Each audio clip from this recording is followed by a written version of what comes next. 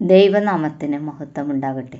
സഹോദരങ്ങളെ, യഥാർത്ഥ ക്രിസ്ത്യാനികൾ, ക്രിസ്തുവിനെ രക്ഷകനും കർത്താവുമായി സ്വീകരിച്ചവർ, ക്രിസ്തുവിൻ്റെ രക്തത്താൽ പാപക്കറകളെല്ലാം കഴുകിക്കളഞ്ഞവർ, ക്രിസ്തുവിൽ വസിക്കുന്നവർ എന്ന് അവകാശപ്പെടുന്നവരുടെ കാര്യം നമുക്കൊന്ന് ചിന്തിക്കാം. ഞാനടക്കം ആ കൂട്ടത്തിൽ ഉൾപ്പെടുന്നു. ഒരു ഞായറാഴ്ച കൂട്ടായ്മയിലും തിരുവത്താഴ് ശുശ്രൂഷയിലും പങ്കെടുത്തതിന് ശേഷം അടുത്ത ആഴ്ചയിലേക്ക് വരും മുമ്പേ നാം ഈ ലോകത്തിലാണ് ജീവിക്കുന്നത്. പലരുമായും നാം ഇടപെടുന്നു. നമ്മുടെ ജഡം പല പാപ പ്രേരണകൾക്കും വിധേയമാകുന്നു. അപ്പോഴെല്ലാം ജഡികരായ നാം വിചാരിക്കുന്നത് യേശുവിൻ്റെ രക്തം നമ്മുടെ പാപക്കറകളെ പോക്കാൻ പര്യാപ്തമാണല്ലോ എന്ന പതിവ് ചിന്തയാണ്. ആ പതിവ് ചിന്തയിൽ ചില പതിവ് പാപങ്ങൾ തുടർന്നുകൊണ്ടേയിരിക്കുന്നു. ചിന്തിക്കണം സഹോദരങ്ങളെ, അതൊരു ശരിയായ രീതിയാണോ?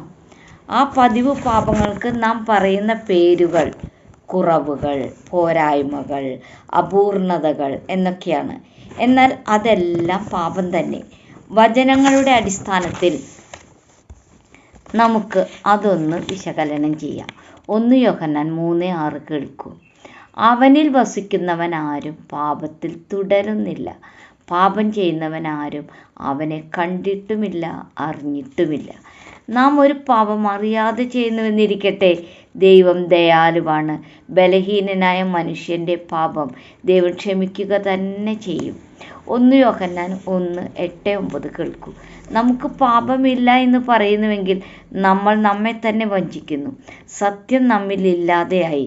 എന്നാൽ നമ്മുടെ പാപങ്ങളെ നമ്മൾ ഏറ്റുപറയുന്നുവെങ്കിൽ അവൻ നമ്മോട് പാപങ്ങളെ ക്ഷമിച്ച് സകല അനീതിയും പോക്കി നമ്മെ ശുദ്ധീകരിക്കാൻ തക്കവണ്ണം വിശ്വസ്തനും നീതിമാനുമാകുന്നു. ഇങ്ങനെയാണെന്നിരിക്കെ പാപക്ഷമയ്ക്കായി നമുക്ക് നേരിട്ട് ദൈവത്തിൻ്റെ അടുത്ത് ചെല്ലാം. എന്നാൽ ഈ പാപങ്ങളിൽ തുടരാൻ ദൈവം ആഗ്രഹിക്കുന്നുണ്ടോ? ഒരിക്കലുമില്ല. വീണ്ടും ആ പാപം ചെയ്യുന്നത് ഒരു അപൂർവ സംഭവമായിരിക്കണം. പതിവ് ശീലമാക്കരുത് സഹോദരങ്ങളെ. നാം പാപത്തിൽ തുടരാൻ കർത്താവ് ആഗ്രഹിക്കുന്നില്ല.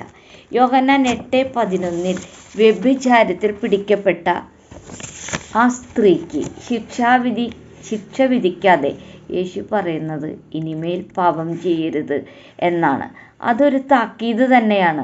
അതുപോലെ ബെത്സ്ദാ കുളക്കരയിൽ തളർവാദ രോഗിയോടും യേശു പറയുന്നത് കേൾക്കൂ. യോഹന്നാൻ 5:14 അനന്തരം യേശു അവനെ ദേവാലയത്തിൽ വെച്ച് കണ്ട അവനോട്, നോക്കൂ, നിനക്ക് സൗഖ്യമായല്ലോ.